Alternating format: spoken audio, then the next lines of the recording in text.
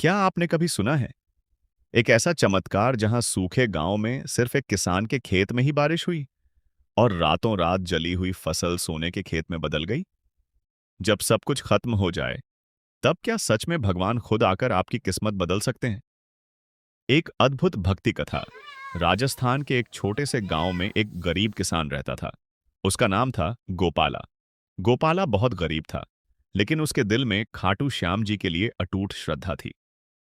हर दिन सुबह उठकर वह मिट्टी के छोटे से मंदिर में दीप जलाता और कहता, श्याम बाबा, मेरे पास देने को कुछ नहीं, बस मेरा विश्वास ही स्वीकार कर लो।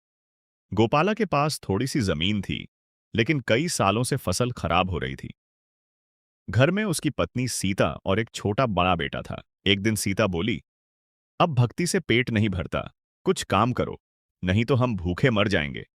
गोपाला मुस्कुराया और बोला, जिसका सहारा श्याम है, उसे कोई भूखा नहीं मार सकता। एक दिन गांव में भयंकर सूखा पड़ गया। सभी किसान परेशान हो गए। लेकिन उसी रात गोपाला ने सपना देखा। सपने में एक दिव्य स्वर आया, कल सुबह अपने खेत में जाना, मैं तेरे साथ हूं।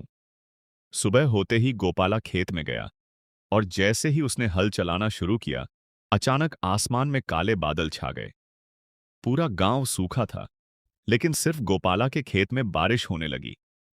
लोग हैरान रह गए। सब बोले, ये कैसे संभव है? गोपाला की आंखों में आंसू आ गए। मेरे श्याम आ गए। गांव का एक लालची साहूकार था, लाला बनवारी। उसे यह चमत्कार पसंद नहीं आया। वह गोपाला के पास आया और बोला, तू मुझे अपना खेत बेच दे, जितने पैसे मांगेगा दूंगा। गोपाला बोला, ये खेत मेरा नहीं, ये तो मेरे श्याम का है। लाला गुस्से में चला गया और मन ही मन योजना बनाने लगा। कुछ दिनों बाद रात के समय गोपाला के खेत में आग लग गई। पूरा खेत जलकर राख हो गया। गोपाला टूट गया। वह मंदिर के सामने बैठकर रोने लगा। श्याम, मैंने आप पर विश्वास किया, फिर भी सब खत्म हो गया।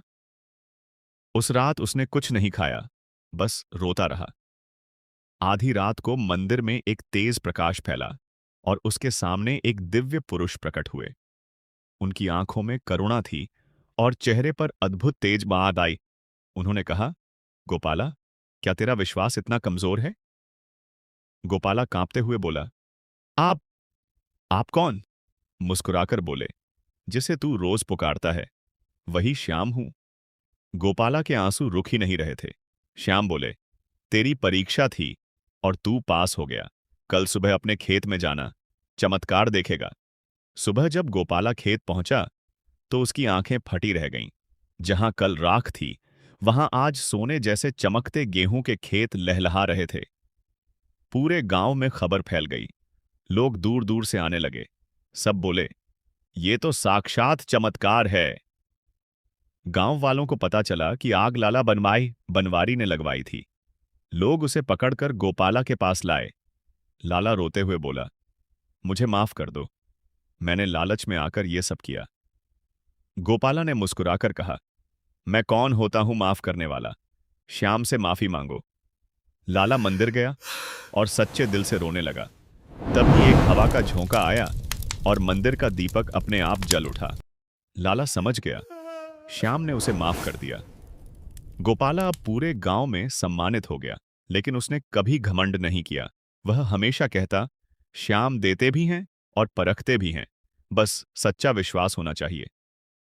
जब दुनिया साथ छोड़ देती है, तब खाटू श्याम अपने भक्त का हाथ थाम लेते हैं।